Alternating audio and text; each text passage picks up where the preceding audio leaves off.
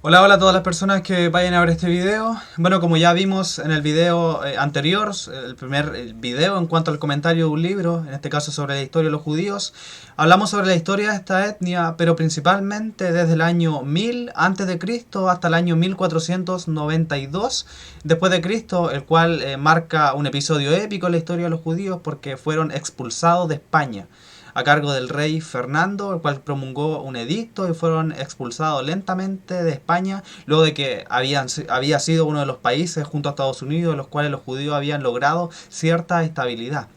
Pero en esta ocasión voy a hablar sobre la historia de los judíos, pero voy a hablar sobre los 4 milenios de la historia de los judíos. O sea, hacer un pequeño resumen sobre los 4 milenios de la historia de los judíos, que es un trabajo que obviamente se dio el autor, Paul Johnson, cuando no solamente ha hablado sobre la historia de los judíos, sino también de los árabes, la historia del cristianismo y la historia de la independencia de Estados Unidos. Y es también un politólogo actual, lo recomiendo bastante. Pero voy a hacer un pequeño comentario respecto al libro.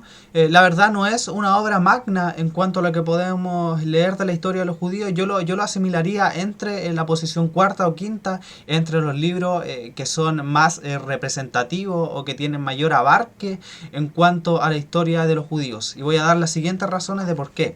Primero, mi ranking lo lideraría Salo Barón, que tiene 18 volúmenes respecto a la historia de los judíos. 18 volúmenes, o sea, está en toda la historia de los judíos, en todos los libros, de todos los tiempos, de todas las épocas.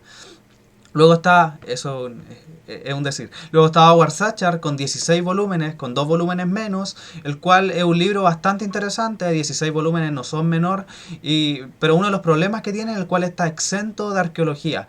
La Fundación para la Exploración de Palestina normalmente, o sea, se creó principalmente en el siglo XIX y de ahí hacia adelante se han hecho los grandes descubrimientos. De ahí hacia atrás, no mucho, sin embargo, por eso el libro es tan juzgado y por eso se le critica, porque está exento de arqueología. Luego viene Heinrich Grace, el cual tiene 12 tomos sobre la historia de los judíos y en este caso me concierne esta hora, la historia de los judíos de Paul Johnson. Según yo pienso que está en el cuarto lugar porque también es una obra magna y un buen resumen respecto a la historia de los judíos. O sea, 1000 páginas, 1000 páginas que resumen una historia de 4 milenios no es menor y es bien favorable en ese sentido.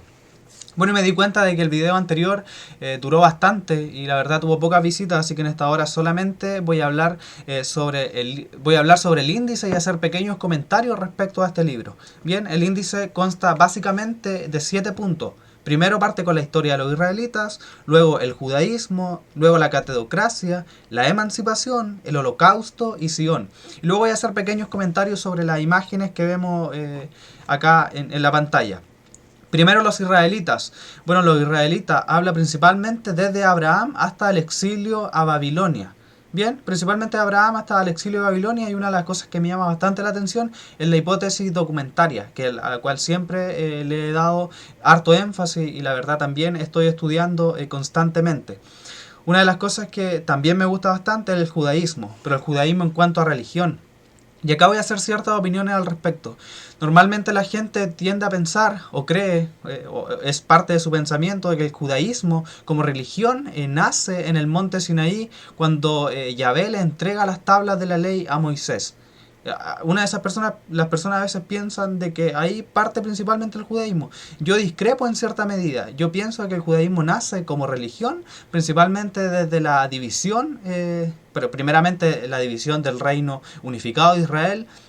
Luego, cuando el reino de Judá va exiliado a Babilonia y luego retorna, yo pienso que ahí recién se empieza a hablar de los judíos en cuanto a religión, en cuanto al judío, en cuanto al perteneciente del reino de Judá, el cual pregonaba una religión y no solamente estaba caracterizado por una ley, sino también por una sinagoga y un templo. Que el templo y la sinagoga, o sea, la sinagoga es más bien un invento helenístico, que se creó principalmente en el periodo helenístico, donde viene todo este renacimiento artístico y cultural, también importante en el mundo antiguo. Así que esa es mi teoría al respecto. Y no pienso que nace en el Sinaí, judaísmo como religión, sino post-exilio. Pero es una cuestión más bien personal. Luego la catedocracia, que lo que consta básicamente es el nivel jerárquico de los judíos en cuanto a este tema intelectual. Ellos, sus sociedades siempre lo basaron en el intelectualismo. ¿En cuanto a qué? No solamente a la ley escrita, al Pentateuco, sino también a la ley oral, al Mishnah, al Halajá, a la Cábala, al Talmud, obviamente, principalmente, y luego también varios libros como la Guía de Perplejos. Entonces, ojo acá, los judíos no solamente se guiaron por un libro, son varios libros los cuales ellos fueron aceptando y eran de personas carnales y naturales. Por ejemplo, el Talmud era lo escribió una persona natural y carnal. Por ejemplo, la Guía de Perplejos lo escribió Maimónides. Y acá se hace harto énfasis en este punto, en Maimónides, porque es un filósofo y médico que marcó básicamente la historia de los judíos. Es como el San Agustín del cristianismo. También me gusta bastante este punto, que consta básicamente sobre los niveles jerárquicos en la sociedad en los cuales se establecía el judaísmo. ¿En cuál estaba la cima? Obviamente primero Jehová, luego la ley y luego los rabinos. Esto también me gusta bastante dentro de la historia de los judíos. Luego viene la emancipación. Luego de la Edad Media ocurre lo que nosotros conocemos como la Ilustración, y luego como parte de la Ilustración también ocurre la Reforma Protestante, y estos fueron básicamente movimientos culturales que marcaron cierta importancia dentro de la historia. Sin embargo, los judíos también tuvieron su propio movimiento artístico y cultural, que se conoció como la Ascalá o la Ilustración judía, donde lo que decía básicamente, los judíos fueron apaciguados en todos los lugares, fueron confiscados todas sus propiedades, fueron expulsados de donde quisieron, sufrieron horrendas guerras, 2 destrucciones del templo, fueron expatriados de su patria común. Sin embargo, obviamente iba a llegar un momento en el cual los judíos se iban a emancipar en todo lo que ellos tenían. Bien, y esta emancipación constaba un movimiento artístico, también cultural, varios escritos, varias poesías, y ahí destacaron, por ejemplo, poetas como Henry Heine, el gran poeta Henry Heine, Disraeli, Nahmínides, Nagrela, etc. Luego de la emancipación viene el Holocausto. Luego de que el judío se emancipara, se empezaron a calentar nuevamente los ánimos en cuanto al judaísmo, y ahí todo lo que nosotros sabemos que ocurrió en el siglo XX. Pues, el año 1933 ascendió Hitler al poder con una campaña antisemita, y de hecho el primer año él monta su primer campo de concentración, que fue vendido como un campo de rehabilitación, no solamente para los judíos, sino para todos los ciudadanos alemanes, pero era falso, era un campo de exterminio para los judíos. El mismo año que él ascendió, Dachau, el mismo año que él ascendió, en el año 1933, él crea su primer campo de concentración, Dachau, el cual no fue el más emblemático. Todos sabemos que el más emblemático fue Auschwitz-Birkenau, con 2 millones de judíos muertos. Hagamos harto énfasis en esto, 2 millones de judíos muertos, aunque siempre se dice de que hubo un remanente no solamente de judíos, sino también de gitanos, testigos de Jehová y otras etnias que a Hitler le parecían inferior, fueron principalmente judíos. Y Auschwitz-Birkenau era una cuestión que trabajaba a 100 por hora, o sea, 100 por hora, cientos de trenes llegaban a este lugar, y era un campo de exterminio constante, o sea, esto no paraba, trabajaba a las 24 horas, los 7 días de la semana, los 365 días del año, y fue un estado para la destrucción. O sea, fue un estado para destruir a los judíos. Lo que decía básicamente Hitler era, bueno, Bruno Bauer habló sobre la cuestión judía diciendo de que el judío tenía que emanciparse de la religión para ser políticamente aceptado. Carlos Marx le decía, no, veamos el ejemplo de Estados Unidos. ¿Qué pasó en Estados Unidos? El Estado emancipó a la religión. Y luego de eso, el ciudadano común como civil puede ser religioso, como lo que pasó en Estados Unidos en la fundación. ¿Y qué dijo Hitler? No, en realidad la solución final es matar a todos los judíos. Y ese era el plan de Hitler. De hecho, no solamente hubo muertes en Alemania, sino también en Polonia y en Austria, lugares que estaban subyugados a Alemania.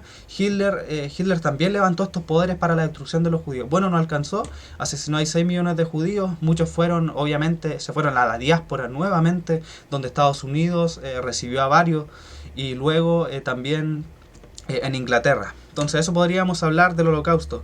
Y una de las cosas que también me llama la atención, me gusta bastante este tema del Holocausto, creo que así comprimido en el tiempo, Hitler hizo las mayores brutalidades que se le pudo haber hecho a un pueblo, y llama la atención cómo Alemania, siendo un pueblo, el primer país en alfabetizarse, o uno de los segundos después de Inglaterra, cómo fue capaz de creerse las tonteras que Adolf Hitler estaba pregonando.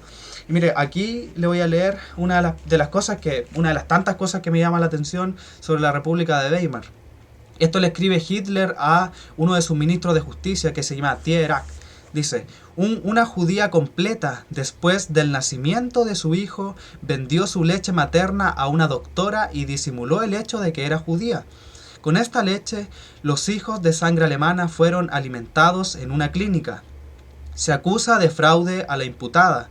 Los compradores de la leche han sufrido un perjuicio porque la leche de una judía no puede ser alimento para los niños alemanes.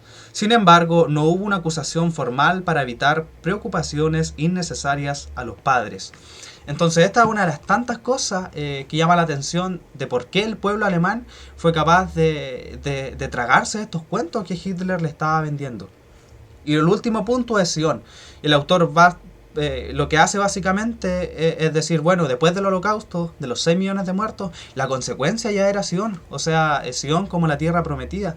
Y aquí entra en baile este hombre de acá, que se llama Theodor Herzl, que era un hombre austrohúngaro, el cual vio un caso Dreyfus, que me gustaría comentar también en el tema de emancipación, pero me gustaría dejar un video solamente para eso. Y él dijo, o sea, ¿cómo mejoramos también la cuestión judía? Lo han expulsado de todos lados, le suben los impuestos desmedidamente, le han confiscado todo, han sufrido millones de muertes a lo largo de la historia, ¿qué hacemos? Y él dijo, bueno, el judío en cuanto a religiosidad, o sea, el judío no solamente es un ser religioso, sino también es un ser perteneciente a un pueblo, y ese pueblo necesita un Estado.